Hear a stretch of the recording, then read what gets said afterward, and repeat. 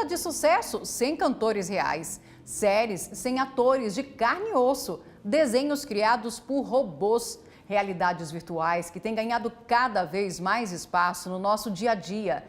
Esses são alguns exemplos de como a evolução digital tem modificado até mesmo as expressões culturais.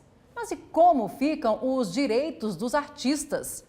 A Caroline mora na Alemanha. A carreira dela sempre esteve envolvida com projetos do futuro. Hoje trabalha com impressão 3D e vai mostrar pra gente como ela desenvolve criações com a ajuda da inteligência artificial.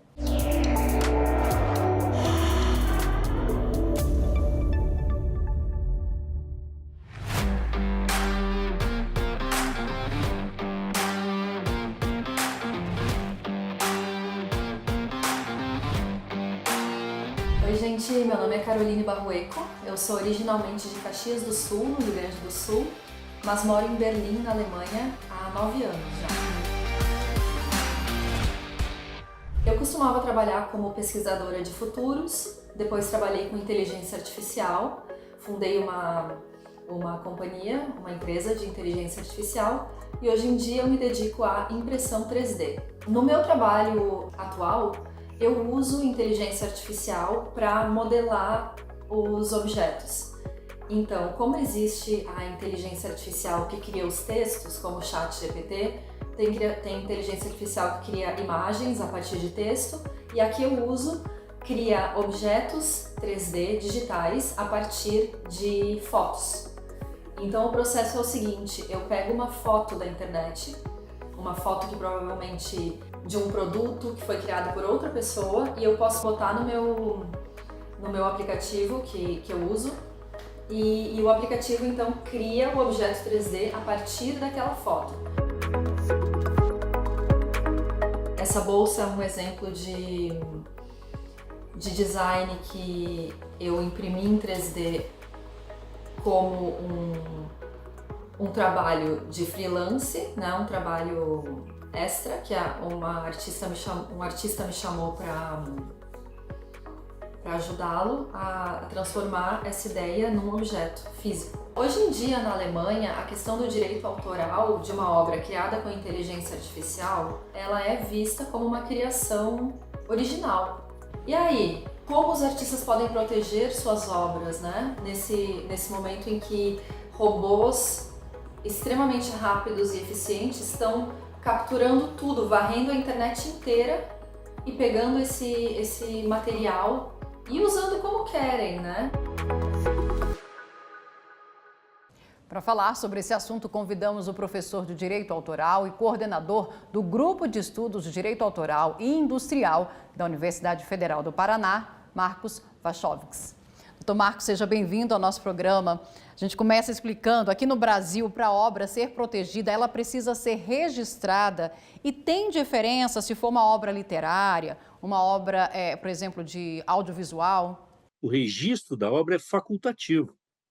A obra, um livro, uma poesia, ela é protegida a partir da sua publicação ou divulgação. Ou seja, se eu publico um livro, a partir da publicação. Se eu divulgo um texto na internet, a partir do momento que eu coloco o livro disponível na internet. O registro é facultativo e ele é feito na Câmara Brasileira do Livro.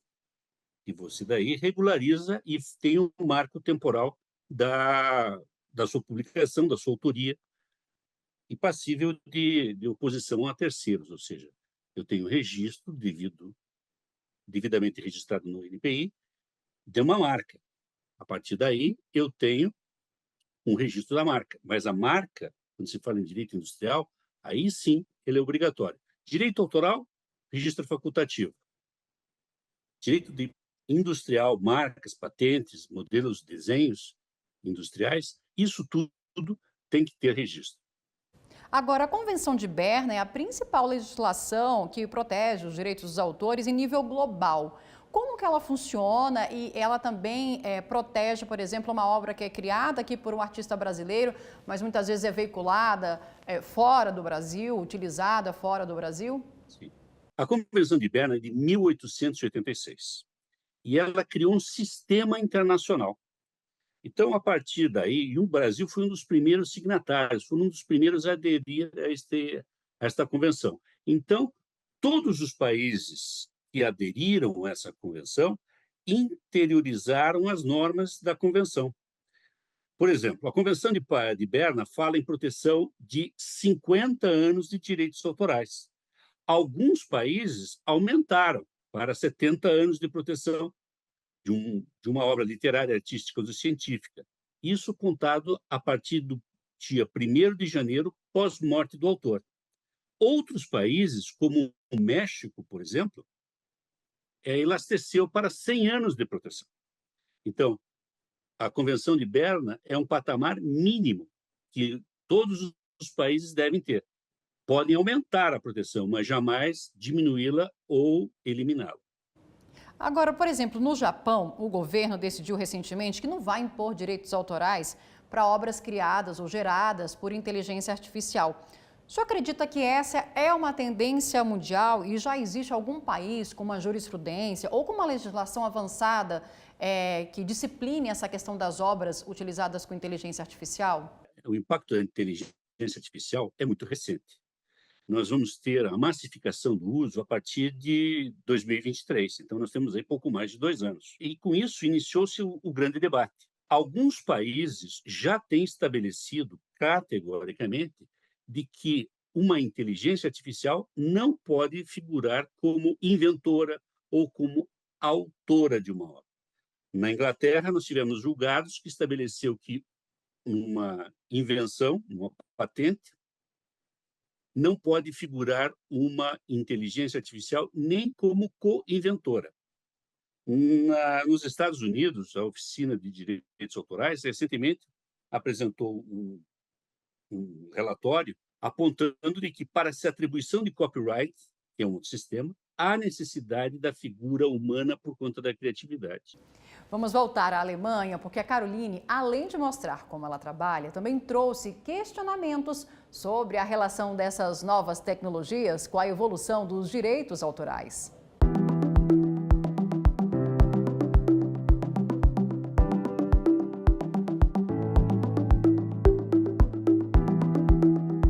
Para mostrar como funciona a criação de objetos 3D com inteligência artificial, eu peguei como exemplo esse castiçal aqui. Eu peguei uma foto de um castiçal na internet, daí eu peguei essa foto e coloquei no meu programa, né? É um programa que transforma fotos em objetos 3D. O programa fez esse objeto 3D, eu passei esse objeto diretamente para a impressora e imprimi. Olha como é que ele ficou. Ficou legal, mas tem alguns detalhes que é bom melhorar, né? Então eu editei ele mais uma vez e agora estou imprimindo a segunda versão dele. Vamos ver como é que ele tá lá na impressora. Temos o protótipo, temos o castiçal editado aqui. Vamos ver como é que ele vai ficar. Daqui a 1 hora e 1 minuto tá pronto.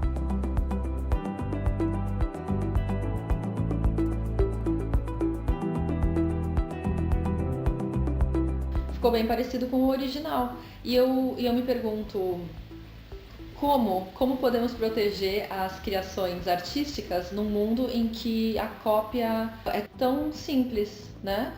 E tão fácil de ser produzida. A pergunta que tem surgido é como podemos não só pedir autorização para o artista original que teve a sua obra capturada, né, para ser usado pelos modelos, mas também como podemos recompensá-lo. A única entidade que ganha dinheiro com isso são as grandes companhias de tecnologia. Tchau, como funciona aí? Tchau, TV Justiça. Muito obrigada pelo convite. Espero ter conseguido explicar um pouquinho como as coisas funcionam por aqui. E até a próxima! No Brasil, o artigo 7º da Lei de Direitos Autorais define quais obras são protegidas pela legislação. São obras intelectuais protegidas às criações do espírito, expressas por qualquer meio ou fixadas em qualquer suporte, tangível ou intangível, conhecido ou que se invente no futuro. Professor, vamos primeiro responder a esse questionamento que a Caroline fez. É possível proteger essas obras usadas aí pela IA? Veja, a pergunta é bem complexa da Carolina, porque uma coisa é você pegar uma fotografia e utilizar dentro de uma inteligência artificial para transformar um objeto 2D para um objeto 3D. Né? O direito de autor do fotógrafo protege aquele objeto, a fotografia em 2D. A reprodução de qualquer tipo de cópia em 2D, há necessidade efetiva de uma autorização do fotógrafo. Agora, a recriação de uma imagem 2D para 3D se trata de uma outra obra. E essa outra obra pode ter um elemento criativo, como ela mesma falou. Ela pega a fotografia e movimenta alguns elementos. Isso é criatividade que faz com que ela tenha uma autoria sobre aquele objeto tridimensional. A outra questão que é mais importante, e que a Carolina apontou, é a mineração de dados das Big Techs, que utilizam-se dos elementos que estão na internet disponíveis, de imagens, para criar um banco de dados que seja disponibilizado para os usuários, para a criação de objetos tridimensionais. Esta é uma questão que está sendo discutida a nível mundial, nos Estados Unidos, na Europa, no Japão, com relação a exatamente isso, como remunerar devidamente os autores, os titulares das fotografias, os titulares dos direitos autorais que estão sendo objeto de mineração e de apropriação no treinamento da inteligência artificial. É uma questão bem sensível. Vamos fazer agora um pequeno intervalo e a gente volta já já.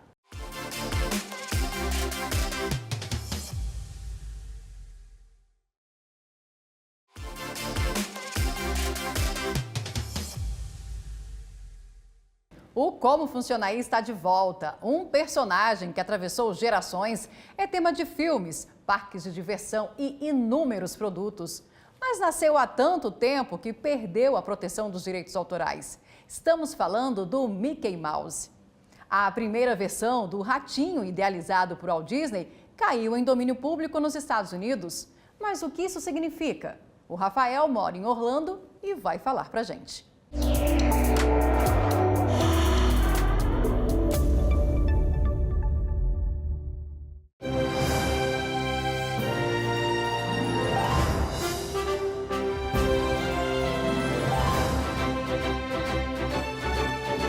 Meu nome é Rafael Rodrigues, eu sou natural de Brasília, mas há 4 anos eu moro na região de Orlando, mais especificamente na cidade de Claremont, na Flórida. Sou formado em publicidade e trabalho com produção de eventos. As leis sobre direitos autorais diferem aqui nos Estados Unidos das leis sobre direitos autorais do Brasil no seguinte sentido.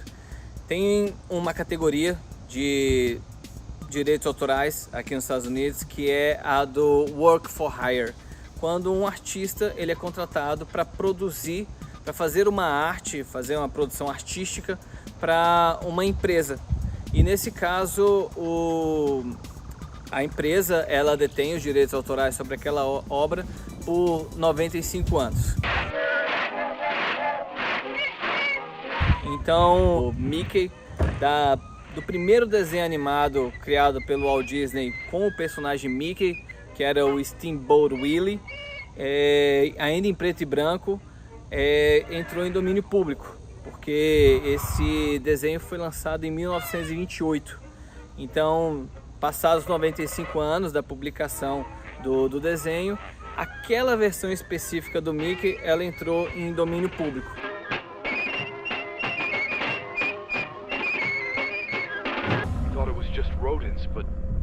Entrou em domínio público, teve um jogo de terror e um filme de terror que fizeram usando essa versão do Mickey, né, que entrou em domínio público, mas nenhum dos dois fez muito sucesso. Porque não adianta muito você, entre aspas, ter o personagem em domínio público e não ter o marketing, não ter toda a magia em volta, né, que a marca Disney traz com o Mickey. Já outras versões do Mickey são marcas registradas, a silhueta da cabeça dele, as orelhas e por aí vai.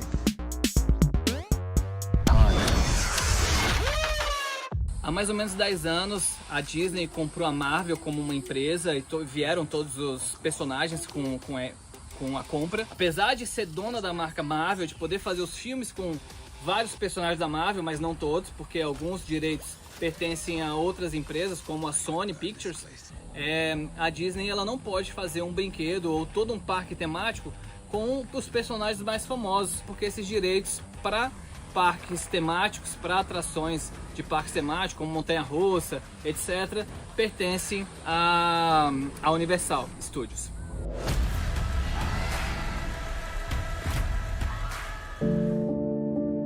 Darth Vader, Elsa, Homem-Aranha, esses e outros famosos personagens têm sido citados em ações judiciais norte-americanas contra plataformas de inteligência artificial generativa, acusadas de usar as imagens protegidas para criar cópias não autorizadas.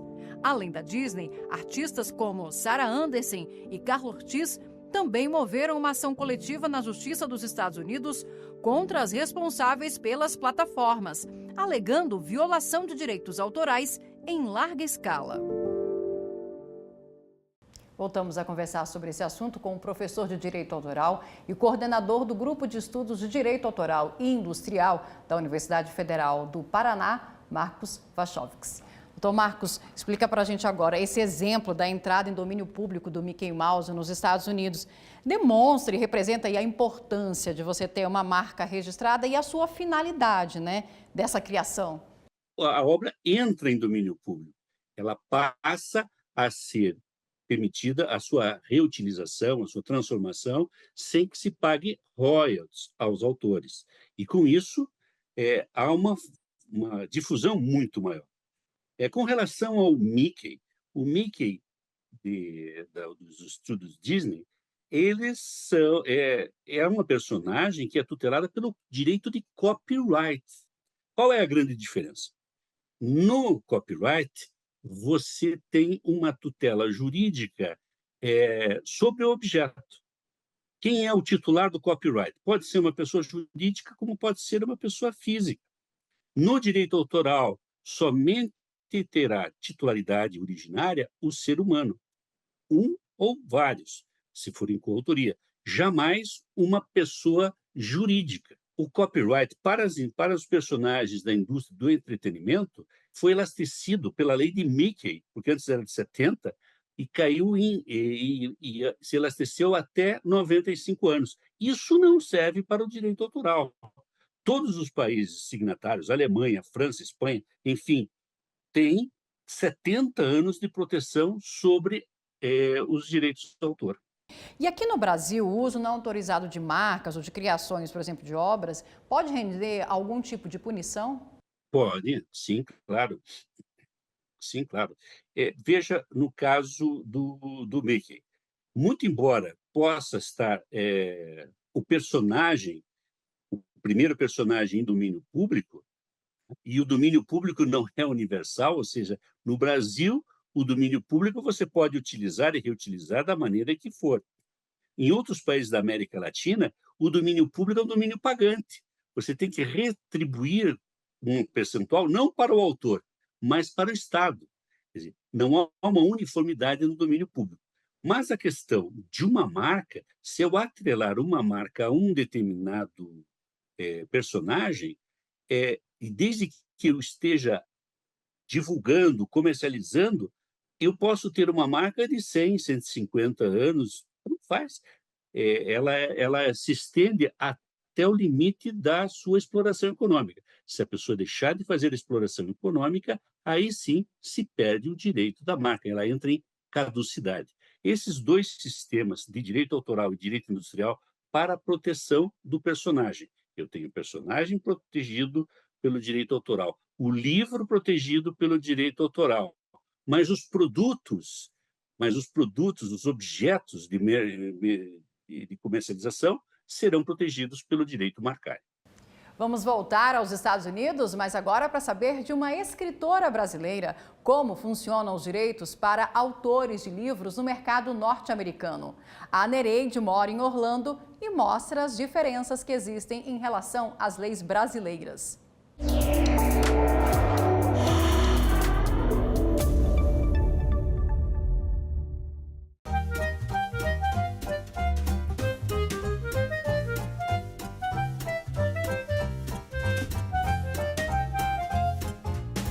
Eu sou Nereide Santa Rosa, nasci em São Paulo, capital. Eu sou escritora e desde 2017 sou residente permanente dos Estados Unidos. Ao chegar aqui, eu descobri que o mercado era bastante competitivo. O caminho era longo para os escritores. Os autores precisavam achar e convencer agentes literários a representá-los. Vendo esse processo cheio de burocracias, decidi abrir a Underline Publishing. Ao publicar em uma editora norte-americana, o autor brasileiro permanece com os seus direitos autorais e apenas cede para a editora o direito de publicação e divulgação da obra através de meio impresso, hardcover, ou digital, e-books, por um período geralmente de 5 a 10 anos. Nos Estados Unidos, o autor, ao escrever seu livro em qualquer outra forma, já tem garantido seu direito autoral. Porém, ele também pode se cadastrar no escritório de direitos autorais americano, mediante o pagamento de taxa. E isso funciona como garantia extra para o autor.